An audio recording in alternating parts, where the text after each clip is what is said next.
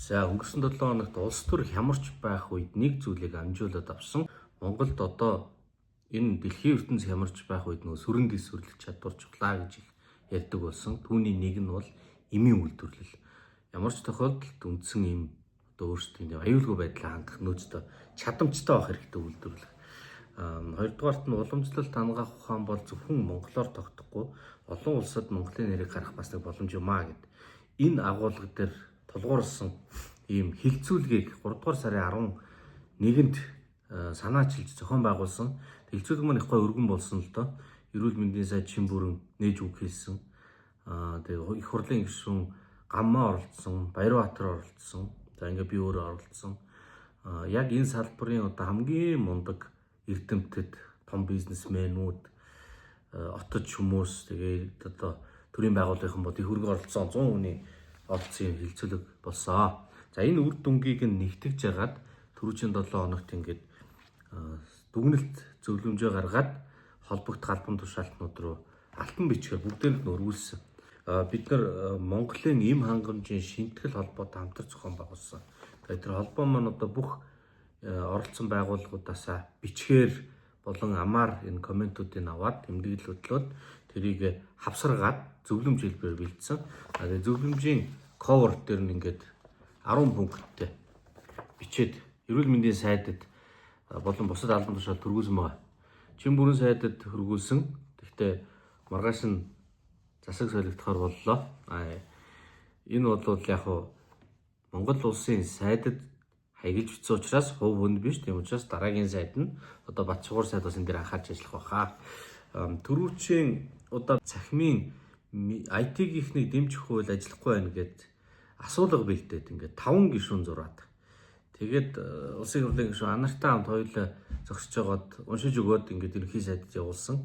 Зандан шатар сайдад маргааш нь зандан шатар сайд чөлөөлөлт хөрөгдлөө өгч таарсан.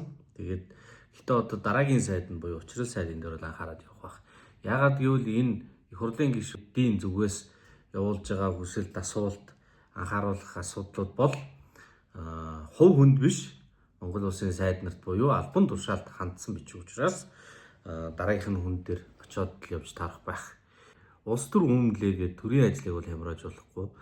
Шинэ хүмүүст энэ дээр анхаарах байхаа гэж найдаж байна. За энэ дээр юу гол нь анхаарсан бэ гэхээр зэрэг одоо нэгдүгээрт манайх ингээд эмийн үйлдвэрлэл бол нэг хүнстэй адилхан юм үндэсний аюулгүй байдлын бас чухал зүйл юм аа.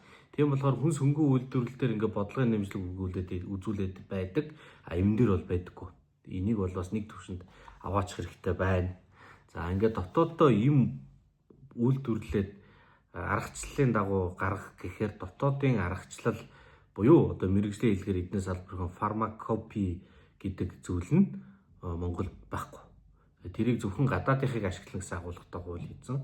Тэрнээс болоод өөрсдөө таарсан өөрийн эм там боловсруулаад үйлдвэрлэх гэхээр Америкийнхыг дуурайх хэрэгтэй болдог. Америкт нь өөр нөхцөлтөө өөр байдаг учраас болдог. Ингээ бас нэг өөрийнхөө үйлдвэрлэх боломжийг хязгаарласан зүйл байна. Уг нь бол яг чанарын алдыг сайжруулахын тулд олон улсын фармакопи ашиглана гэсэн байт юм бэл.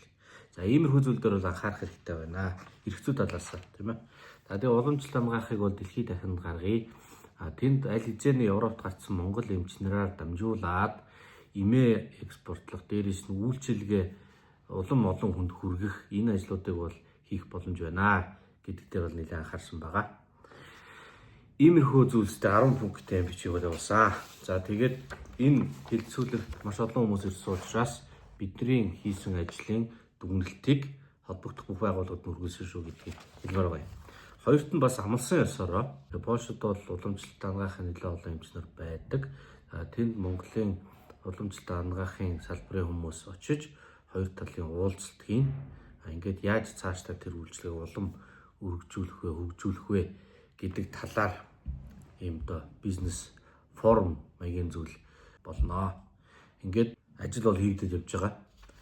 Дараагийн 7 хоногт Польш улсад ажиллаад тэгээ бас үр дүнгийн хуваалцнаа. Ялангуяа энэ салбарт ажиллаж байгаа хүмүүс бол илүү анхаарах байхаа гэж бодож байна.